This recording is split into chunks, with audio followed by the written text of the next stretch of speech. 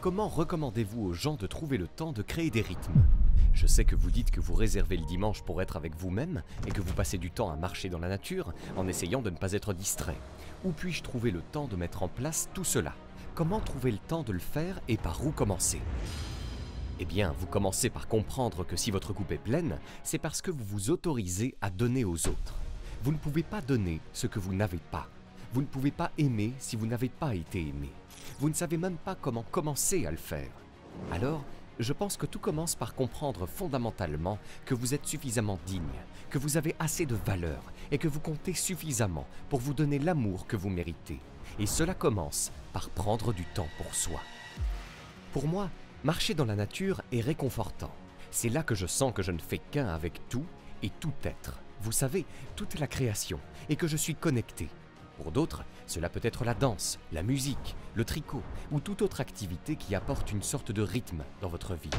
En fait, Bruce et moi nous promenions sur mon campus en Afrique du Sud et il y avait un groupe de filles qui dansaient littéralement sur la pelouse parce que, Dieu le sait, elles adorent danser. Bruce a dit « Oh, ce n'est pas seulement amusant ». J'ai dit « Oh, elles s'amusent, c'est tout ». Et Bruce a dit « Oh, elles ne font pas que s'amuser, en fait elles se soignent elles-mêmes grâce au modèle rythmique ». C'est pourquoi, lorsque vous vous êtes disputé avec quelqu'un ou que vous êtes au milieu d'une dispute avec quelqu'un, si vous allez simplement vous promener ou si vous mettez de la musique et que vous commencez à danser, si vous avez simplement une forme de mouvement, vous vous sentez mieux. C'est la première chose à faire.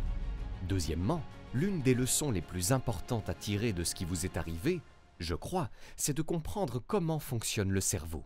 En commençant par le tronc cérébral, c'est-à-dire la partie inférieure du cerveau, jusqu'au cortex et à la zone limbique, vous comprenez que lorsque vous êtes bouleversé, effrayé, en colère ou dans un état d'antagonisme, et que vous essayez de raisonner une personne, un enfant, votre conjoint, votre patron, votre ami, elle ne peut littéralement pas vous entendre, parce que la partie du cerveau qui résonne se trouve dans le cortex, et que ce que vous dites n'atteint que le tronc cérébral.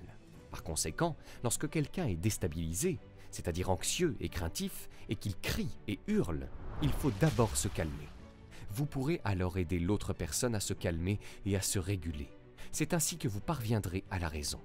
Mais si vous êtes tous les deux en train de crier littéralement l'un contre l'autre, en disant « vous ne m'entendez pas, vous ne m'entendez pas non plus », et que vous savez qu'en fait ils ne vous entendent pas, c'est ce que j'ai trouvé si difficile à comprendre.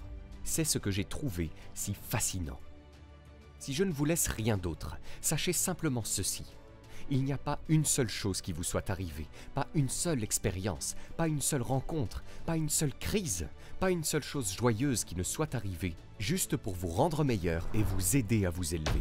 Chaque chose que vous appelez, que vous le sachiez ou non, quand vous vous rendez compte que vous l'appelez, vous commencez en fait à méditer ou à prier, à faire ou à avoir une pratique spirituelle, ce qui est la chose numéro 1 dont vous avez besoin si vous voulez réussir dans la vie.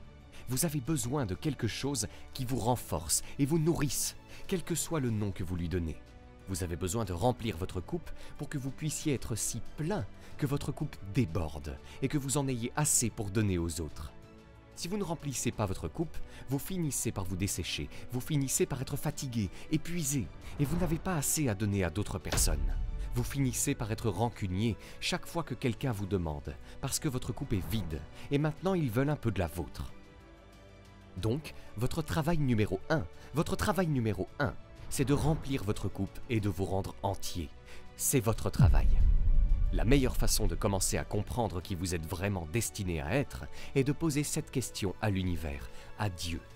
Dieu, comment puis-je d'abord me mettre au service de moi-même et ensuite comment puis-je mettre ce service au service du monde? Utilisez votre vie pour servir le monde et vous constaterez qu'elle vous sert également. L'une des plus grandes erreurs que commettent les gens est de penser qu'ils doivent être payés beaucoup d'argent, ou même être payés pour leur vocation. Vous êtes ici pour honorer votre vocation, que vous soyez payé pour cela ou non. Si vous pouvez être payé pour cela, cela rend la vie exponentiellement meilleure, mais si vous n'êtes pas payé pour cela, c'est également très bien, car l'honneur de l'appel nourrit tout le reste que vous faites dans votre vie. J'ai toujours su ce qu'était la célébrité, le pouvoir réel d'être quelqu'un que quelqu'un connaît. Et je pense sincèrement que la seule différence entre être célèbre et ne pas l'être, c'est que plus de gens connaissent votre nom. Ainsi, la seule différence entre comprendre cela et comprendre que ce que Selma, Suzanne, Anna, Rebecca, Jim et moi-même avons fait, vous pouvez le faire aussi. Car la véritable philanthropie vient du fait de vivre à partir du cœur de soi-même et de donner ce que l'on a reçu. Comment allez-vous vous y prendre? Comment allez-vous utiliser votre personnalité, l'énergie de votre personnalité, pour servir la vocation de votre âme? Je sais avec certitude que toute vie, aussi fantastique et glorieuse qu'elle puisse paraître, quelle que soit l'attention que vous recevez et la surface dont vous disposez, chaque vie est améliorée par le partage, le don et l'ouverture de l'espace du cœur. Votre vie s'améliore lorsque vous trouvez le moyen de la partager avec quelqu'un d'autre. Vous pouvez donc faire ce que nous avons fait. Le véritable pouvoir vient lorsque chaque personne quitte cette salle et prend une décision. Vous déciderez peut-être de faire un chèque et de soutenir certaines des merveilleuses organisations dont vous avez entendu parler aujourd'hui. La véritable décision est de savoir comment vous allez vous servir de vous-même, comment allez-vous utiliser tout ce qui vous a été donné pour servir ce qui est plus grand que vous. Comment allez-vous utiliser cela pour devenir vraiment, authentiquement autonome. C'est une chose magnifique que de recevoir un prix et de faire la couverture de Variety. Merci beaucoup. C'est une belle chose, mais la véritable récompense se trouve dans les vies que vous êtes en mesure de toucher et les personnes que vous savez avoir influencées. Je pense que les personnes qui ont trouvé leur raison d'être sont de meilleurs partenaires, de meilleurs parents, de meilleurs professionnels et de meilleures personnes. Ainsi, si chaque personne dans le monde était profondément alignée et connectée à son objectif, le monde serait un endroit magnifique. Et je pense que toute douleur que nous voyons dans le monde provient d'une déconnexion avec l'objectif. Russell Barclay a dit que les personnes qui ont le plus besoin d'amour le demandent souvent de la manière la moins aimante possible. Ainsi, nous confondons l'amour avec le pouvoir, l'amour avec le contrôle, l'amour avec la validation et le fait d'être aimé. Pour moi, l'amour naît de la réalisation de notre objectif, de l'amour de soi et de l'amour véritable pour les autres. Nous avons tous ce que l'on appelle l'esprit du moine et l'esprit du singe. En tant que moine, nous avons été formés à considérer les parties de notre esprit qui commettent des erreurs, qui échouent et qui font mal les choses, comme l'esprit du singe. Et immédiatement, quand vous pensez à votre esprit comme à un singe, vous finissez par rire. On se dit « c'est tout simplement stupide ». Et donc maintenant, lorsque vous commencez à vous voir faire des choses qui ne sont pas dans votre caractère ou dans votre alignement, ou des choses dont vous n'êtes pas fier, au lieu de vous juger et de vous critiquer, vous l'abordez en vous disant « Eh bien, ce n'est qu'un esprit de singe. Laissez-moi comprendre qu'il est séparé de moi. Ce n'est pas moi. C'est une habitude que j'ai prise. C'est un groupe de personnes avec lesquelles j'ai passé trop de temps. C'est une idée que j'ai absorbée. » Si vous pouvez considérer ces choses comme distinctes de ce que vous êtes, vous pouvez maintenant réellement vous y attaquer.